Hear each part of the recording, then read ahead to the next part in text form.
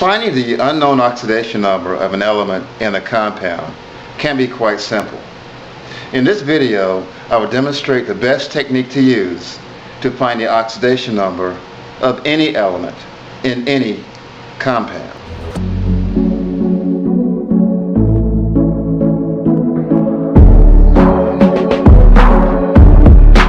Let's begin with a simple compound known as sodium chloride. If you look on your periodic table, every group 1 element will have a plus oxidation state in the element box. This means that for any element found in group 1, with the exception of hydrogen, the oxidation number will be a +1.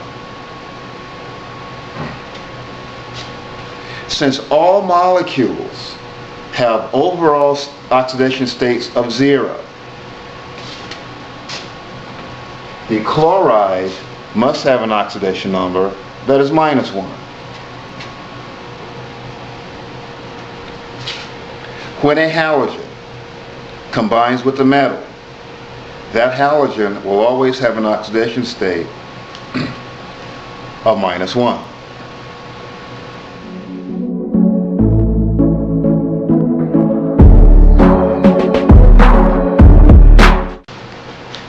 Consider the compound sodium chlorate.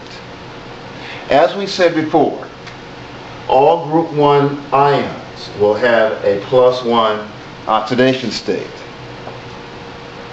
Oxygen, except when in a compound known as a peroxide, will always have a -2 oxidation state. Simply adding up our oxidation numbers will now tell us which oxidation state the chloride will have. In this case, 3 times -2 gives a -6. 1 times +1 gives a +1. The net charge must be 0. Therefore, in this situation, chlorine will have a +5 oxidation state. These oxidation states may be confirmed by finding the elements on the periodic table for the nonmetals. In terms of chlorine, chlorine should have a +5 oxidation number on the periodic table.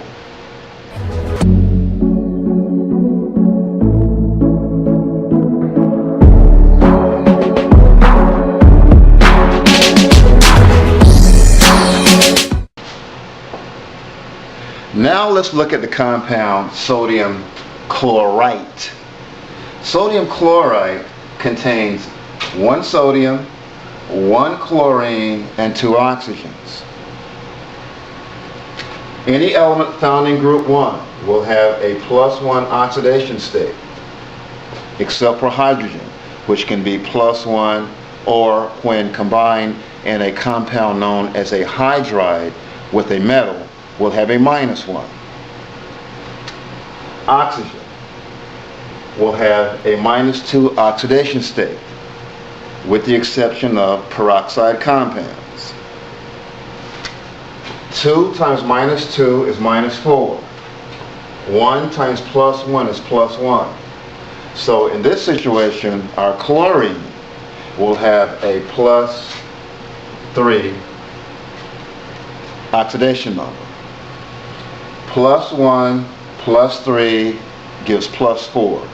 Plus a -4 gives an overall oxidation state of 0. All compounds wish to achieve a 0 oxidation state.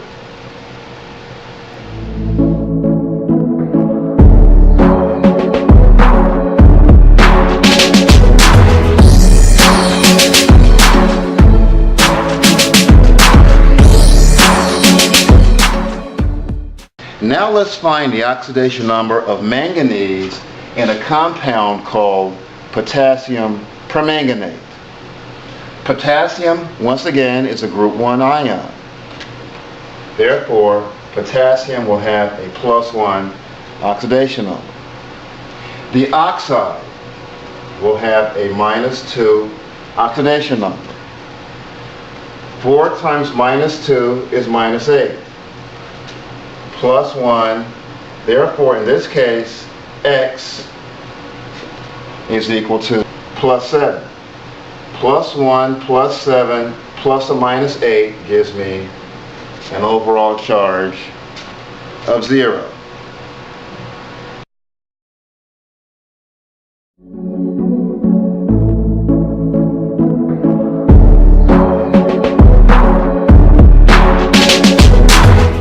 To find the oxidation number of elements in polyatomic ions, we must deviate a slight bit from our previous examples. In this case, the sulfate ion has a net charge of -2. When finding the unknown oxidation number, in other words, when finding the oxidation number of sulfur in this compound, we must always remember that the net charge is -2. Okay, this is how you do it. 4 times -2 for the oxygen. Oxygen has a -2 oxidation state. 4 times -2 is -8. The net charge is -2. So therefore, in this situation, the sulfur must have a +6 oxidation number. Checking your periodic table will confirm that +6 is indeed one of sulfur's oxidation states.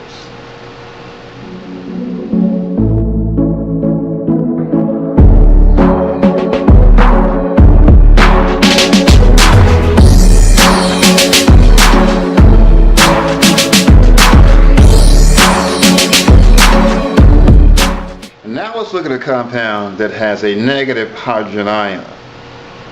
This compound is known as potassium hydride.